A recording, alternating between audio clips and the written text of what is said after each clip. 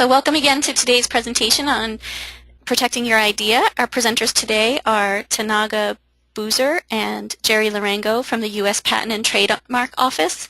Tanaga Boozer is a program advisor for the United States Patent and Trademark Office's Office of Education and Outreach.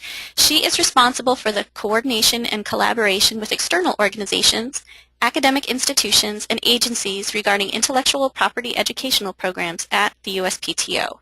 She has more than 16 years of intellectual property and technology transfer experience. Ms. Boozer was the director of the Office of Technology Transfer, Licensing, and Commercialization at Florida A&M University, and she also worked for Procter & Gamble, drafting and prosecuting pharmaceutical and biotechnology patent applications. Ms. Boozer holds a Bachelor of Science degree in Chemistry from Russ College, an MBA from Prairie View A&M University, and a JD degree from the University of Mississippi in Oxford. Jerry Lorengo is a group director in the Technology Center 1600, which focuses on patent matters relating to organic chemistry and biotechnology. Mr. Lorengo joined the USPTO as an examiner in 1996 and has served since 2005 as a supervisory patent examiner in the Chemical and Materials Engineering Technology Center. Jerry holds degrees in Chemical and Metallurgical Engineering from the University of Nevada's Mackey School of Mines, as well as a law degree from Catholic University's Columbus School of Law. And he has also been involved in First Lego League as a coach for a cumulative 7 seasons. Ms. Boozer and Mr. Lorengo have been involved with the FLL Global Innovation Award presented by X Prize, and we'll tell you a little bit more about that at the end of this presentation. Mr. Lorengo is also featured in the First Lego League short video on innovation on our First Lego League Global YouTube channel, and Ms. Boozer served on a panel of experts with winning Global Innovation Award teams last year at the U.S. State Department in Washington, D.C. So now I'm going to turn our presentation over to our experts. Jerry and Tanaga, let's start with one of the questions that came in advance. How do you distinguish between invention and innovation? Yes, I'll take a stab at it, and trust me, this is Tanaga's view on this. I distinguish the difference. We toiled with this question a couple years back when we did our Science of Innovation video series, and there were a number of responses, and it was very difficult to distinguish, but my kind of definition for the difference is I think an invention is just a one-shot deal. It's a one thing, while an innovation, I think, actually changes the world, changes industry. For an example, the Internet, to me, it's an innovation because it actually changed the entire way we do business, the way we communicate with across the globe. So I think innovations also they're iterative. You can actually start with an invention, but over time that invention may actually become an innovation. So that's kind of my broad definition. If it's a one kind of personalized kind of thing, an invention, if it actually changes the world or changes industries and has gone through an iterative process and most people can agree that it's actually an innovation, then that's what I would consider the difference between the two. I'd have to agree with that.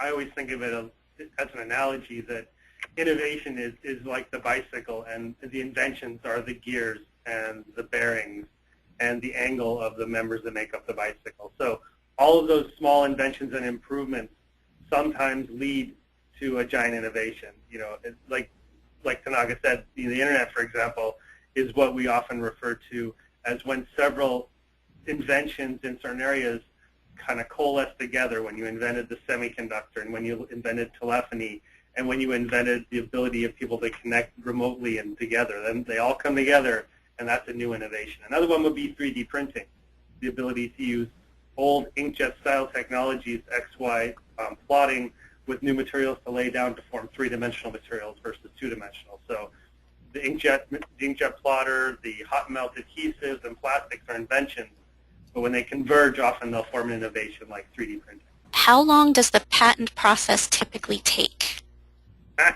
It's all yours, Jerry.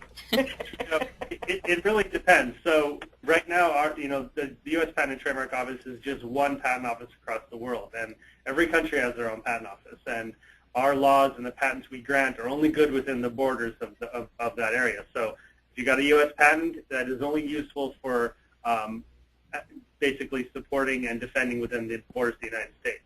So the process depends. So let's say if you have a very active technological area, say semiconductor MEMS devices, there's going to be a lot of applications. The more applications, the more people you need, and often the more time it will take.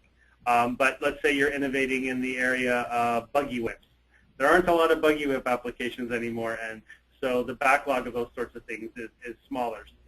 In general, I think our tendency at the USPTO is around average, I think it's around 20 months. You can go online to our data visualization center at USPTO.gov to actually get specific answers on how long it takes and in what specific areas. Can the provisional patent adequately protect an idea during the first LEGO League competition process? Prosecution question for Tanaga. So, well, I guess the interesting thing about a provisional patent, actually, let's complete it. It's not a provisional patent. It's a provisional patent application.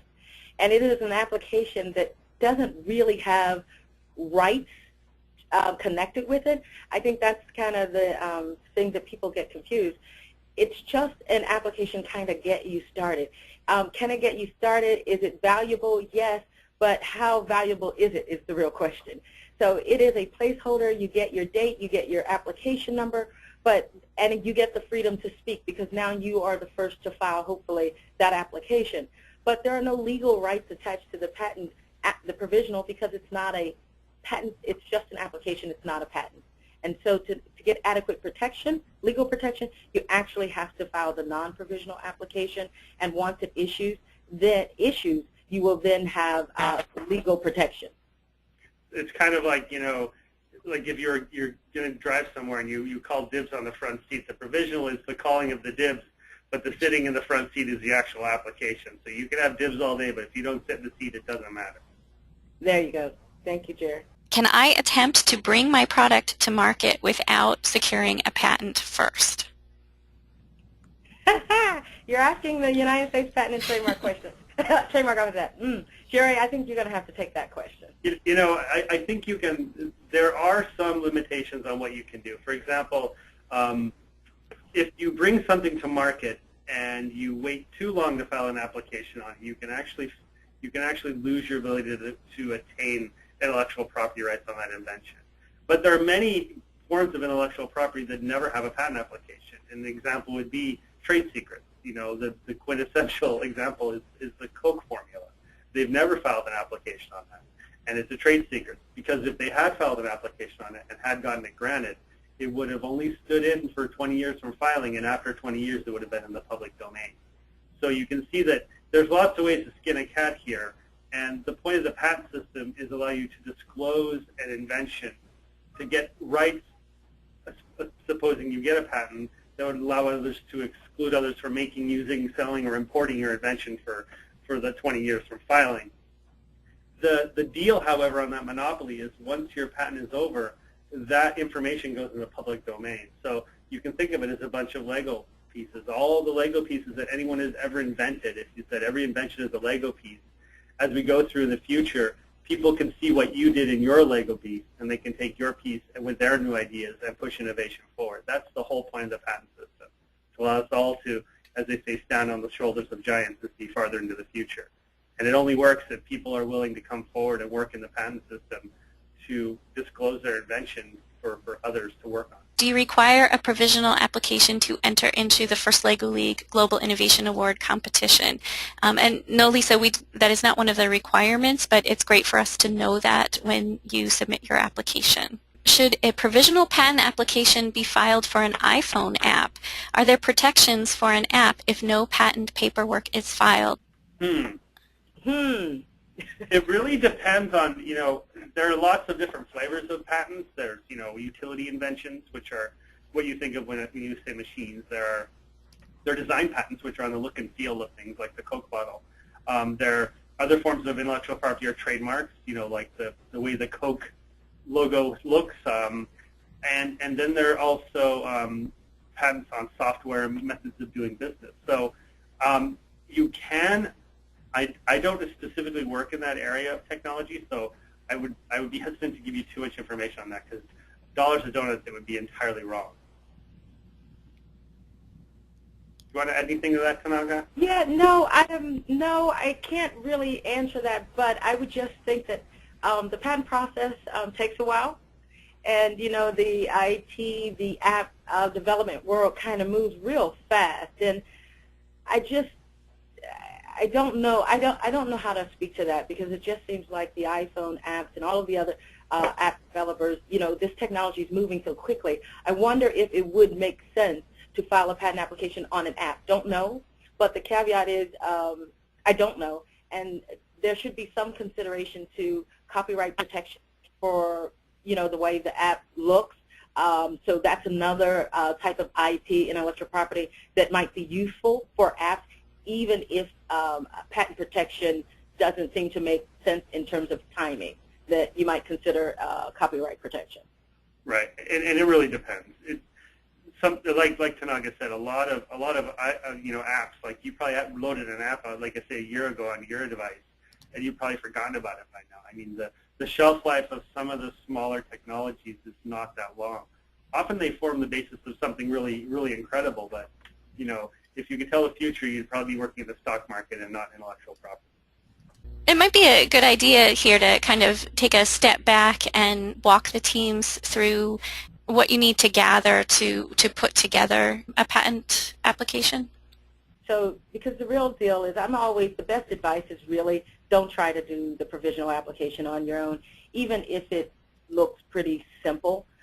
There are just so many ways to go wrong with filing a provisional application. I would say get some real expert help on putting it together, because there are some standards, that even if you do the provisional application, you still have to kind of put it together in a way that is legally sufficient. And people will tell you just kind of quick and easy, put a title on it, put a couple paragraphs together and kind of describe the thing. And while that might be true, there are still some concerns about just throwing together a provisional application. But there's help. So we have a couple programs that might even be very helpful for the students that are participating. The Office of Innovation Development has a really nice program now called, I think they're doing Pro Se, where people file applications on their own. I don't know if it applies to provisionals, not sure, but they give real good help and attention. Jerry, have you heard about the Pro Se group? The pro bono is specifically related to certain applications, and they're actual applications, not provisionals. But no, the Pro Se, not pro bono program, the Pro Se one, where they have a Pro Se art unit now. Yeah, but that's really just on applications, not provisionals. Okay. So that's not good help.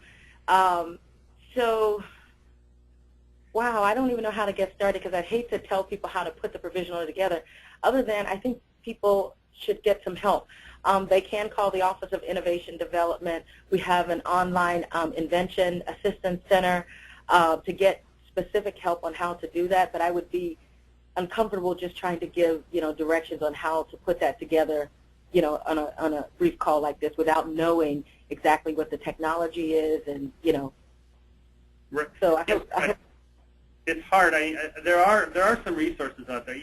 This is not. It's not as simple as it sounds. There's a lot of pitfalls. You have to do it right, and that's why we always suggest definitely talk to an attorney. But there are other resources, like Tanaga pointed out, and also in pretty much every state at a land-grant university, there are what we call the Patent and Trademark Resource Centers. They're generally a part of the college library.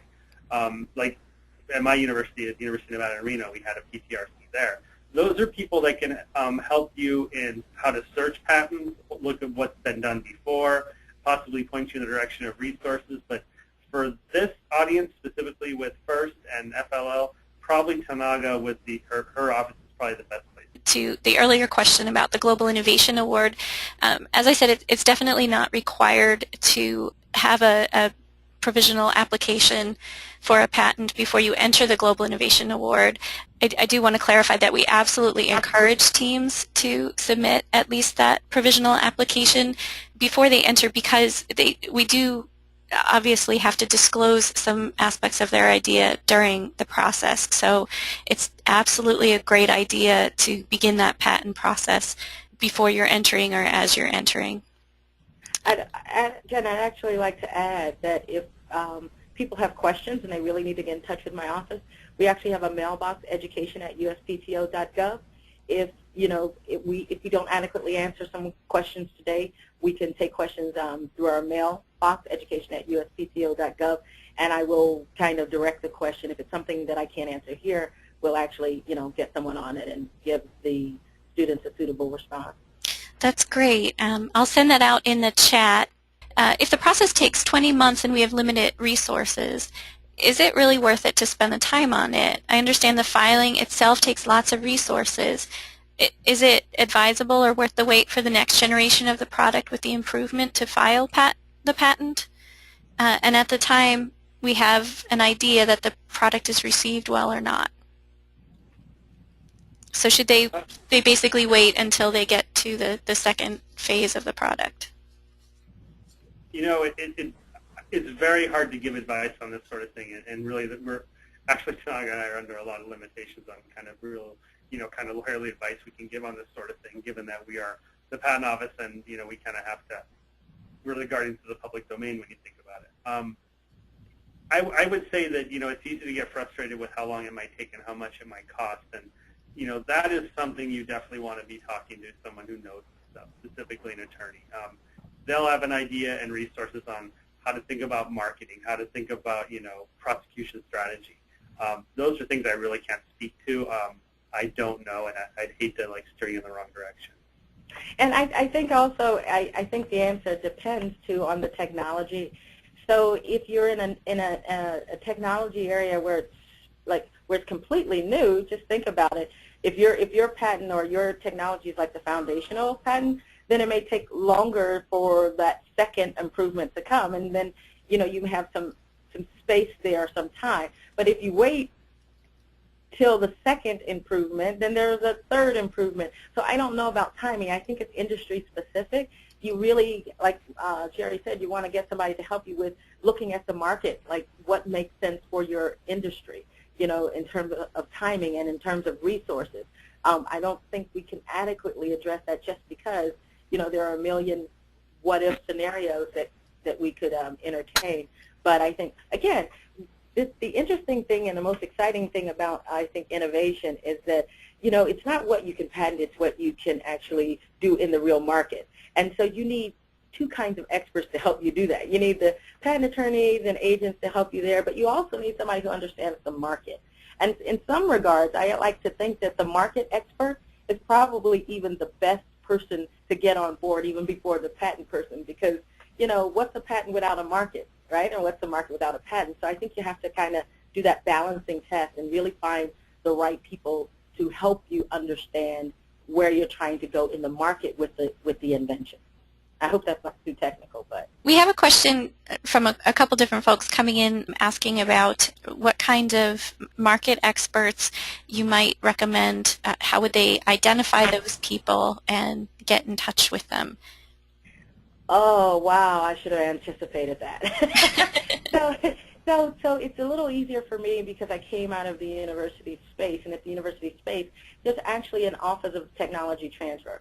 And so if some of the students are connected with universities or near universities, there's a person there at that university that can help.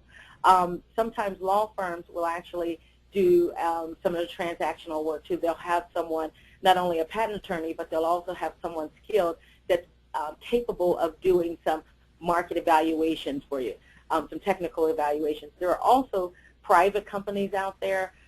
Just kind of maybe do a Google search of some sort that has market evaluation, market assessment. Just do a search, and there are companies that do just that. They assess the technology. They'll go back and they'll look at the patents out there. They'll look at competing existing products on the market. But yeah, you can just kind of find them. They are out there. I think that is pretty much cuts it right to the bone. Is that it's very complicated, and it's one thing to have an amazing idea and what you consider an invention, and it's an entirely another thing to actually protect it, through a patent, and then actually bring it to market. Often if you ever read some of the stories of the people that invented interesting things like the hula hoop or the pool noodle, the things that they went through to actually get their stuff to market. Some people have really amazing, lucky stories, but for every really, that's an amazing American dream story, there are probably 1,000 others which were, straight up blood, sweat, and tears. Do you have any stories you can share about young people getting patents, and what's the youngest patent recipient that you've worked with? Well, Jerry, while you think, let me just kind of throw something out there. So on our kids page, uspto.gov/kids, we feature some kid inventors. The one that comes to mind that I love to talk about is Marissa Strang. She has she won an invention competition in Florida when she was about 7. She was featured on the Jimmy Fallon show. She has the Puff and Fluff. It's a dog dryer, and it's just an amazing story. She has a patent, a trademark, and a business. So I would, I'd like for people to just go there and check it out and see her invention. I think there's another invention, the flying monkeys. Wasn't that FLL, Jen? That was, yes. Yeah. So kids again. So we have several examples of kids that actually get patents, but I think Marissa probably is the youngest person that I know at 7 who actually, won her invention competition and actually followed up with getting a patent for it. Yep. And I was going to say the kids page too. As when I was examining, often we know who the inventor is and who the company is, but generally we don't know anything about how old they are. So examiners generally have no idea whatsoever. Do you think that there is anything about FLL Teams, knowing that you're both familiar with the First Lego League program, that might put them in a particularly good position to become inventors or entrepreneurs? I would say, especially with regards to invention, I would say absolutely, because when you think about it, invention is the ability to come up with something new that no one else has done before. One of the best things I've always gotten out of being a coach for FLL is that, if you give the kids the tools and the pieces to build with, and you just get out of their way, that they are just natural creators. They're curious.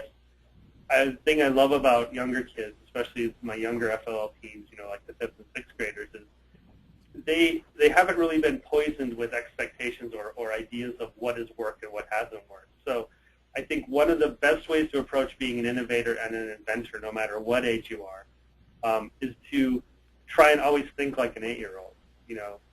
Not knowing what's not supposed to be possible is very powerful, because by not having those things in your head, you come up with solutions that aren't constrained by everybody else's expectations. So keep thinking like an 8-year-old. That's what I would say. And as such, the FLL teams are, have amazing opportunities to actually be inventors.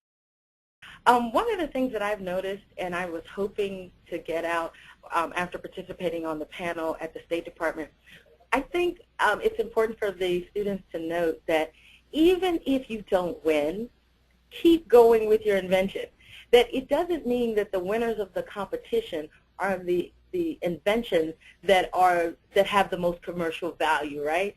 So I think it's really cool to win the competition. But if you have a really cool invention, whether you win or not, just keep going, right? Because if you invent once, I believe you can invent twice and 3 times and 4 times. So don't be discouraged. Just keep going and make sure you get a lot of information. Ask lots of different people the same question, and then decide what you want to do with that information. Never take the advice of just one person. Get a lot of feedback from a lot of different people. After you have that information, consider what all the parties have said, and then move forward, especially in the area of intellectual property and inventions, because you just got to do some weighing, and I just think a lot of students just don't have enough information, and I think it helps just to ask a lot of questions.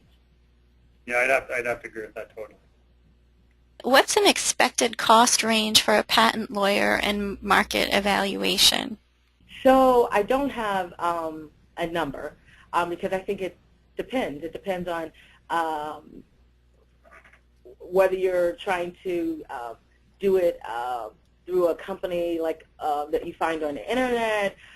What I can say is that the fees here at the office, we have 3 fee structures here that makes it a little bit more affordable For young people, small businesses and entrepreneurs, we have the large entity status, small entity status, and now the micro entity status. And what does that mean?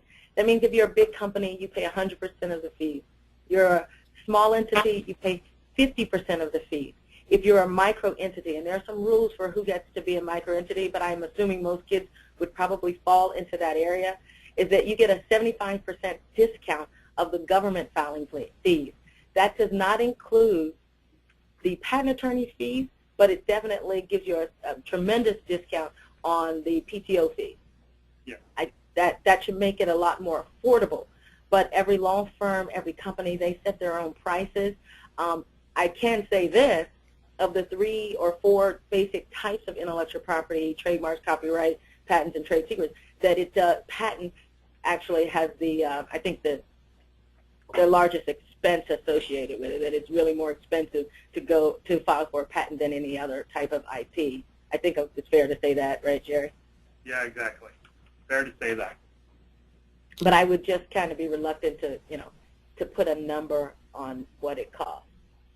A coach on the line who is with our 2014 Global Innovation Award winners, the Brain Busters. And for the folks on the line, if you're not familiar with them, this was a rookie team that was our last year's winner of the Global Innovation Award for their balloon-based notification system after a natural disaster to help people find aid and services when technology fails. And Sandy's asking whether there are any negatives to the provisional patent application that the kids and coaches should be aware of. She says we filed the provisional patent and are starting to find some limitations on what they can claim on the full application. I realize that it's difficult to speak about a specific scenario like this, but just to kind of give them a fuller picture of the process. Yeah, that is typical. That's exactly what Tanaga mentioned earlier, is knowing exactly. Some people will say you just need to slap together this and that and file it. But in the end, the provisional application is really the basis upon which your non-provisional application is filed. So, in order to have priority to that earlier filing date of the provisional, everything that you file in the non-provisional application, the follow-up application, has to find support in that provisional. So sometimes when you are, either because of time or forethought or lots of different reasons, you might not have something in your provisional that you really want in your non-provisional. That can cause a problem when you actually can't support it in the provisional. And in that case, that new subject matter would not get the earlier date of the provisional application. Is that how you see it too, Tanaga? Yes, that's exactly, you're right, that's exactly what I was mentioning before. So be careful when you file the provisional application to make sure that you adequately describe what your invention is, because if you don't, then that's going to be a problem.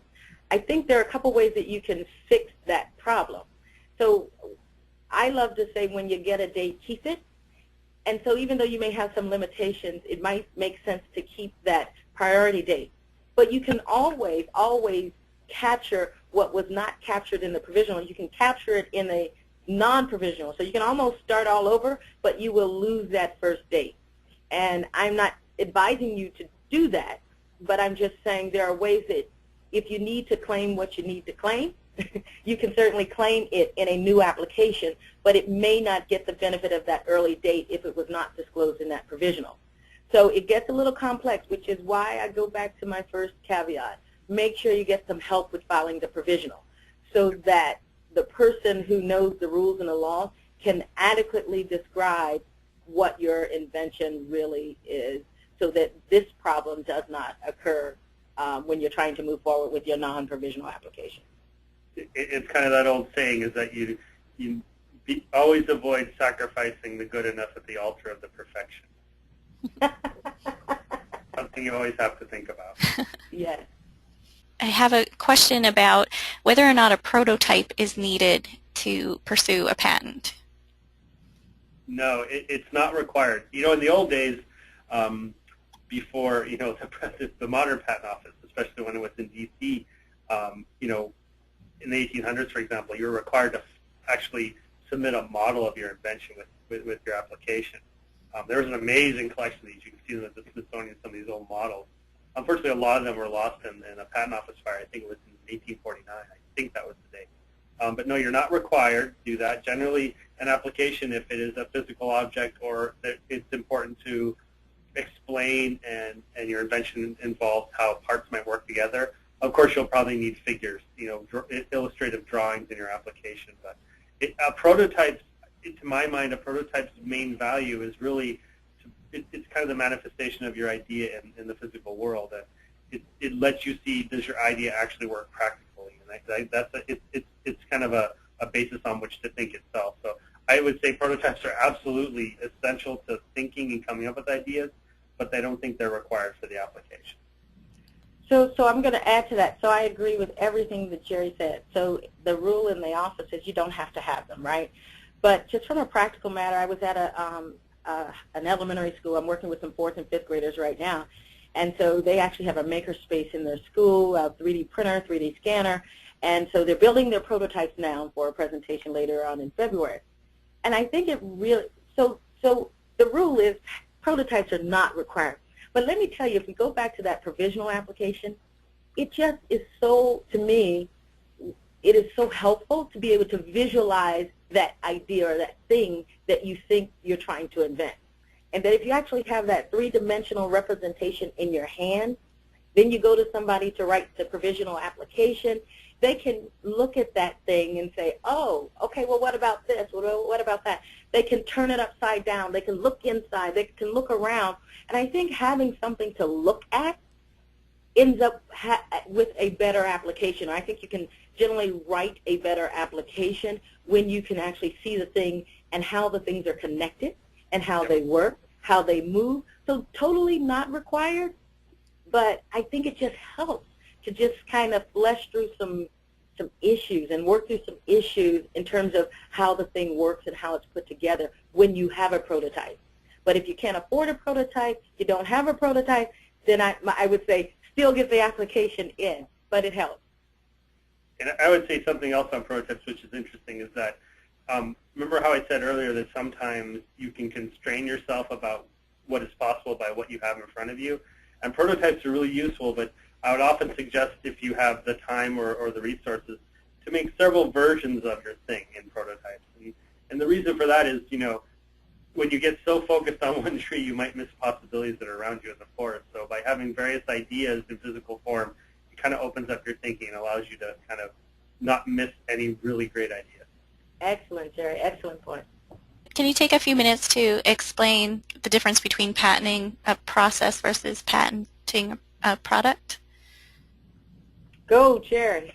Okay. Well, it depends what you mean by process. So there are several ways to think about this.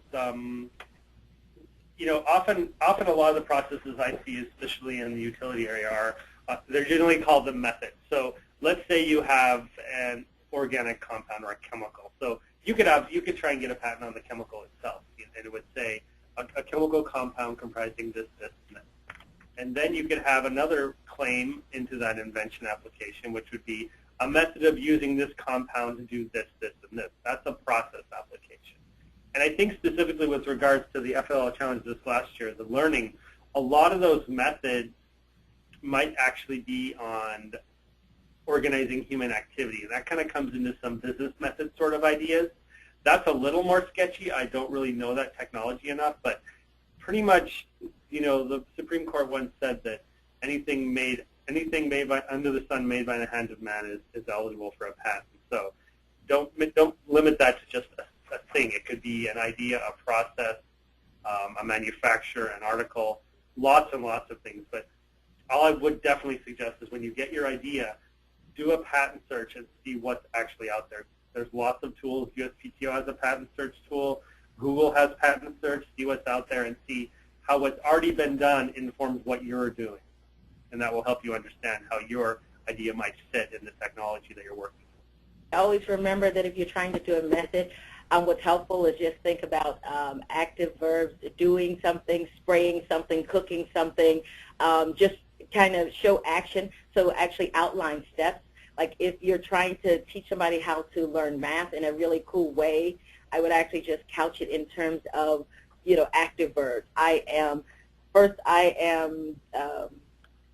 writing this formula, and then I am, I don't know, just use active verbs, and you think of steps in a process.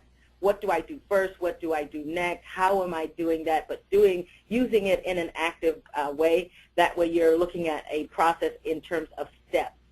I don't know if that's helpful because I really am not sure of some of the inventions that some of the students have in mind. Are they actually techniques or are they physical devices for learning? So I'm not sure, but if I was trying to develop a unique method for teaching mathematics or for teaching language, I would stick with steps for doing that. Exactly what is the process? What do I do first? What do I do next? That kind of thing. Use a lot of words that end in ing. Thank you, Jerry. If you find something similar to the product that you are looking to patent, if you find something similar out there during your patent search, does that mean you should not apply for your own?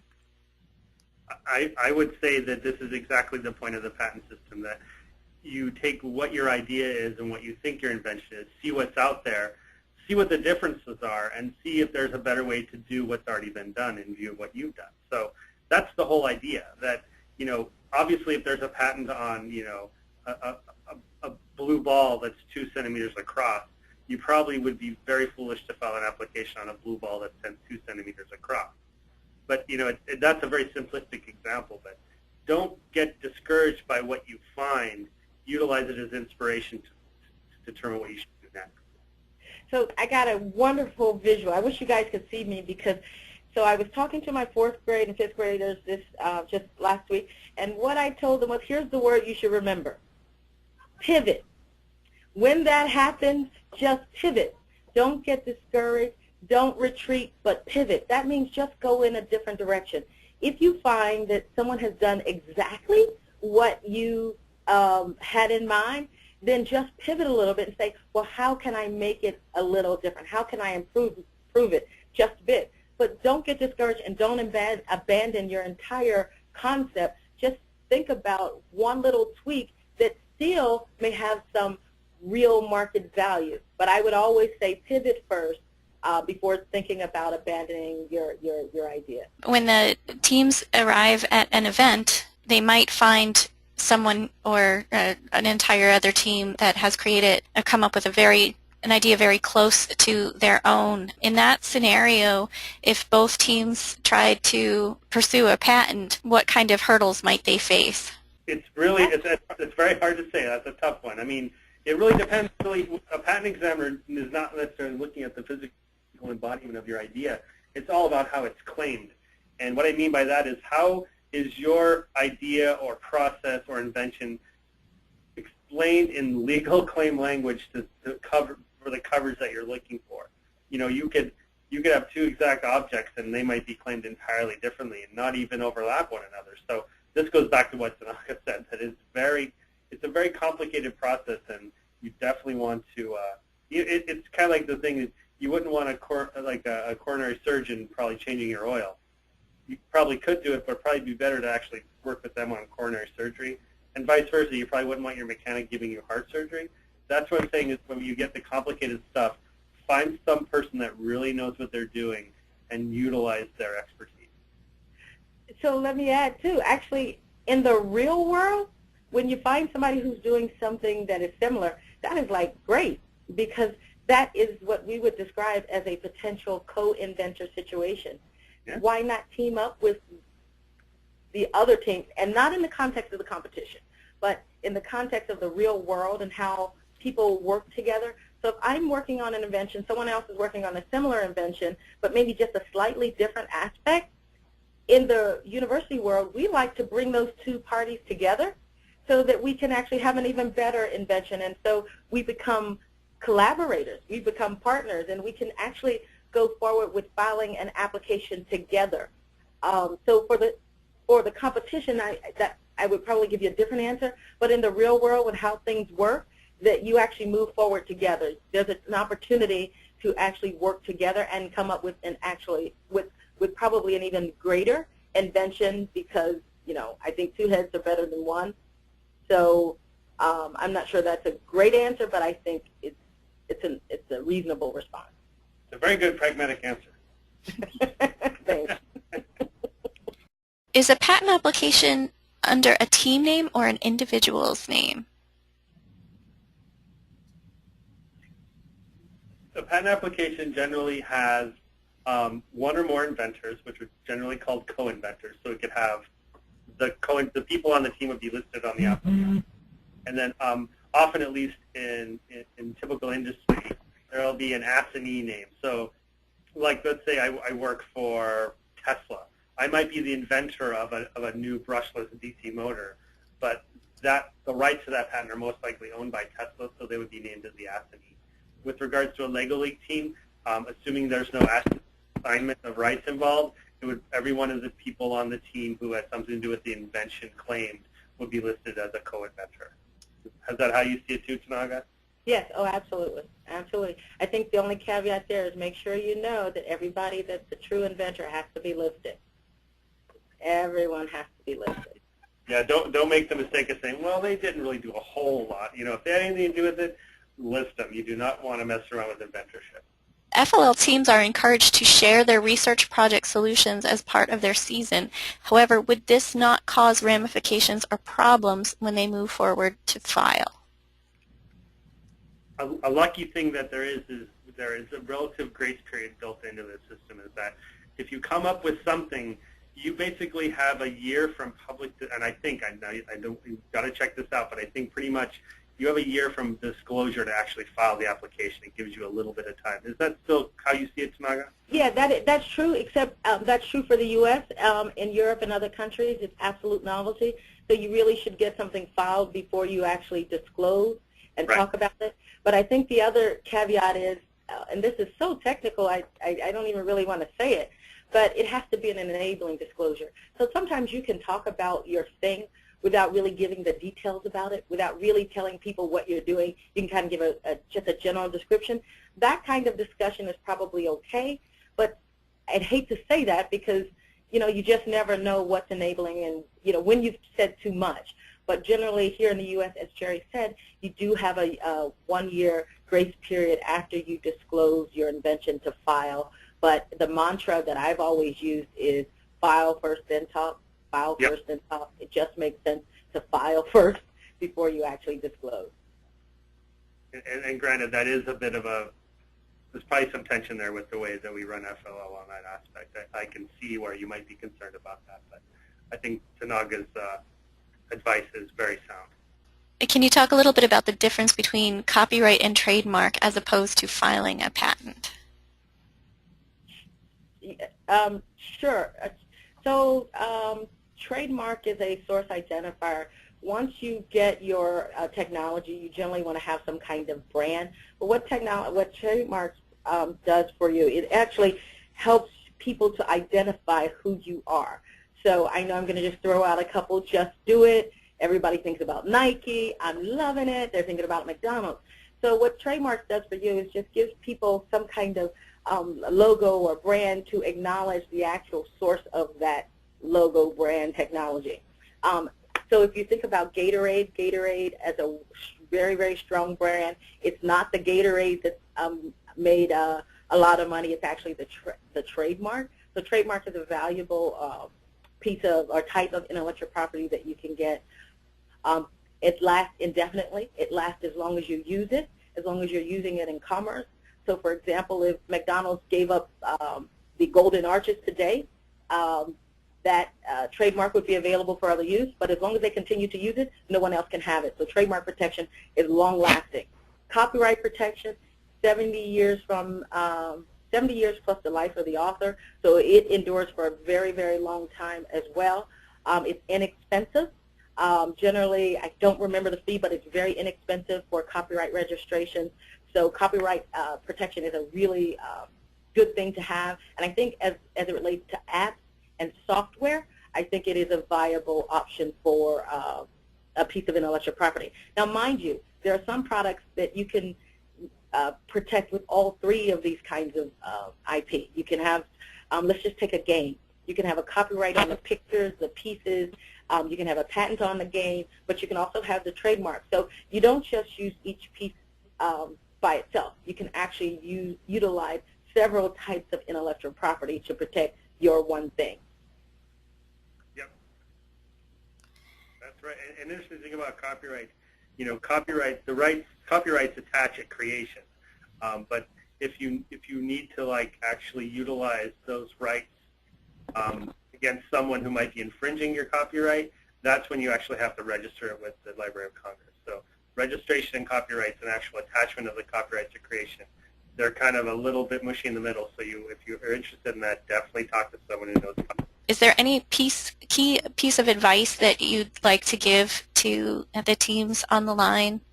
You know, there's a funny thing that always comes up when people talk. You know, when it's like when someone learns that you work at the patent office, they either have an amazing idea that they want to bounce off you, a horrible event that's happened that they wonder what the heck you did wrong to make this happen to them, or they say, I have this great idea, but I'm afraid someone's going to steal it. That's the one question we get a lot. Someone's trying. I don't want to tell people what I'm doing because someone might steal it. And the way the system works is that, you know, we look at the first inventor to file. There's a lot of protections in looking at what someone's actually done. If it comes to the point where people start competing in the patent system, of someone says, I did this first, and he did it first, I did it first, and they got the idea from me, believe me, we have tons and tons of statutes and procedures to figure out just who did what. So that goes into, you know, when you're doing innovation or ideas, keep track, take notes, keep your notebooks, keep your prototypes. You know, really be very thoughtful about collecting information and dating it and keeping it. So if that should ever happen to you, you have all the materials you need to show that you did something. That's one piece of advice I would give. How about you, Tanaga?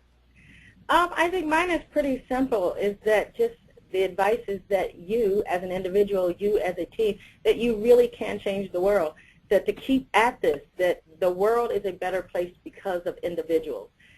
Individuals like students who dream, who have creativity, who imagine a different world. And so just be creative. Just always be creative and understand that you, as an individual, will make a difference in the world that we live in by being creative and innovating. So just stay positive, stay focused, and you know, whether that's now, whether that's when you're in college, when you're an adult, when you're retired, that you, an individual, can make a difference and change the world through innovation. That's such a great note to end on. I do want to thank everybody, particularly our presenters today, for joining us, Jerry and Tanaga, and any coaches and teams who are watching this recording. This presentation is part of a series that we've launched this year in 2015 calendar year, designed to help teams and coaches understand what next steps they might want to take with their first LEGO League project. We hope one of those steps is going to be entry into the first LEGO League Global Innovation Award presented by X Prize. 20 finalist teams this year, for the first time ever, are going to be invited to present live in front of judges as part of the first championship activities in St. Louis. April 22nd through 25th is when the championship takes place. And our 3 finalists will be named there. Those 3 finalist teams are going to be honored in a ceremony in Washington, D.C. in June, the week of June 15th. And the winning team will receive $20,000 US. That's the top prize. The 2 runner-up teams that are named will each receive $5,000 cash prize US dollars. Teams must agree to use the prize money to further develop the team invention or support team activities related to FIRST programs. Each team member of the 3 finalist teams will receive a new LEGO Mindstorms Education EV3 robot set of their very own, and all of those prizes are brought to you by the sponsors that you see on the screen right now. So I just wanted to take a quick moment to thank our Global Innovation Award sponsors, of which the U.S. Patent and Trademark Office is one. To learn more about the Global Innovation Award, you can go to fllinnovation.firstlegoleague.org. And the deadline to submit your invention or idea is 2 p.m. Eastern Time on Tuesday, February 10th. So you can create your team profile and upload your submission. Again, fllinnovation.firstlegoleague.org. And if you have any questions about the award process, you can email fllinnovationaward@usfirst.org. We're going to be closing out this webinar series with a presentation titled Incentivizing Innovation. You can join Alan Zach, Senior Director of Marketing and Education for XPRIZE, the global leader in developing incentive competitions to create a better future. That presentation will focus on the importance of incentivizing innovation and how first LEGO League teams can shape the future. Particular presentation is scheduled to take place at 7 p.m. Eastern Time, Wednesday, February 4th. So thanks again, Tanaga and Jerry, for the great discussion and all that food for thought. My pleasure. Great opportunity. I was very honored. Thank you so much. And thank you to our coaches and teams who are able to join us today. Thanks so much and good luck.